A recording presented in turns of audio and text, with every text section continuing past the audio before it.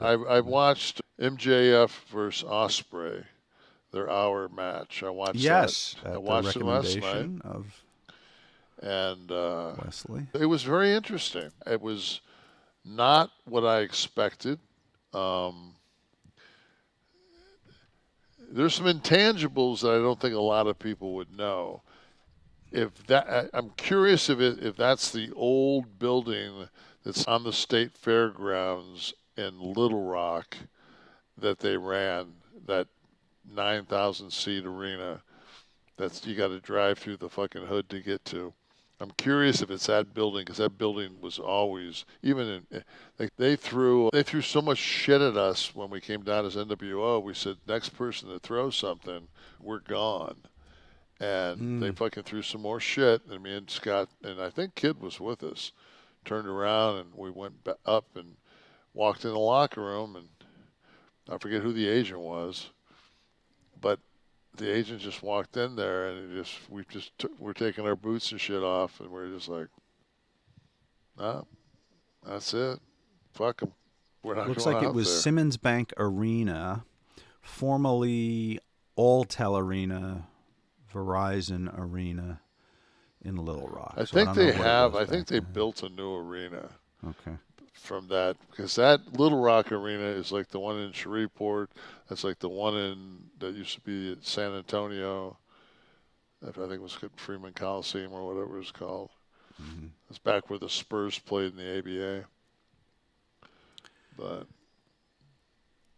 Yes. So just in case you were wondering, that he'd be open to a co-promoted event. Oh yeah, go ahead. and It's my CTE. I'm sorry. it's all right.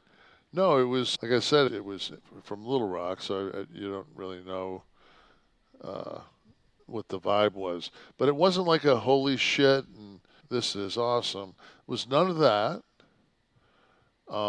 It started out that Circus Olay style is what I call it, where it feels very choreographed and very you put me into this, and I have a hard time with when a guy gets knocked out on the top rope, and then the guy gets on the top rope that's on the offense, and as he's getting on the top rope, the guy from a dead cell with his head still down walks up. Stands for the super. Yeah, basically walks up to it plants himself, and they do the 1, 2, 3 Olay. That's kind of hard for me to. I'm sorry. It's just I'm just like, oh, okay.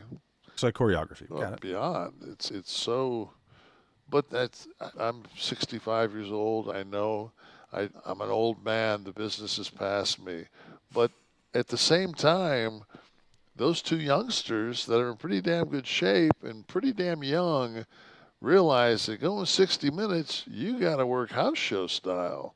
And they did. Mm. A lot of double knockouts, a lot of fucking going outside and not touching the person until you fucking caught your breath. For the layperson who may not be a wrestling fan, just explain what you mean by house show style and why it's differentiated from television. Because you can't, it's impossible to fucking memorize a 60-minute match. Mm-hmm. Impossible. So you're going to have to go out there and you're going to have to call a match. And you might have worked with each other 20 times, and you might have pieces of a match that you'll have a name for. Let's do the Berlin finish right here. But at the same time, there's so much time that you've got to make up that you got to call it out there. You got to feel with the people like they're not getting with this. We need to switch this around. So they went out there and did a house show match.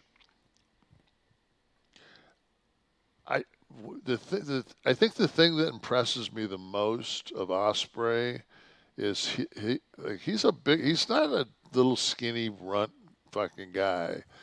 That motherfucker is like a cat.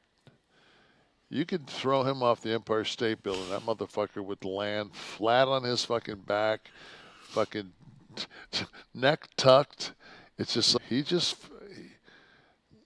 like kudos, dude. Like maybe I would have been a whirling dervish too if I would have realized that there was no way I was going to break my bean. But I just like the fact that they went for the Tiger Driver at there. He went for the Tiger Driver at the end, and he said he would never use that move because he hurt the one guy, which gave him that. I always call it the Thulsa Doom Conan moment, where Thulsa Doom's trying to convince Conan that without fucking Thulsa Doom's hatred of cutting off his mother's head in front of him, he would have nothing to drive him forward. Then Conan comes out of it and hacks James Earl Jones's head off. They had that moment, but it was too late, and Imp got the win. And it was, whoa, is that it? And then they waited, and then Justin Roberts made the call that the championship was and new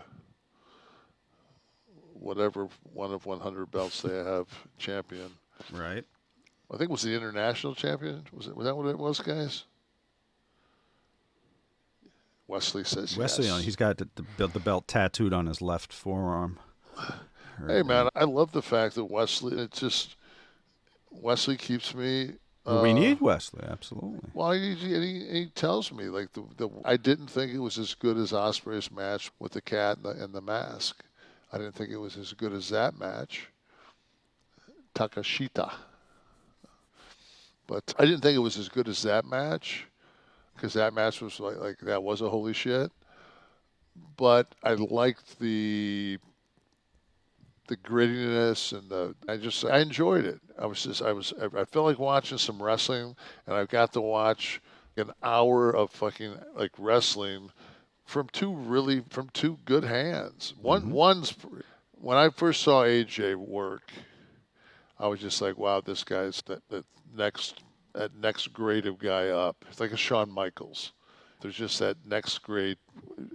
Sean Waltman, probably the most underrated of all of them, was that next level worker that could do things that nobody else did. Mm-hmm. But no, I enjoyed that last night.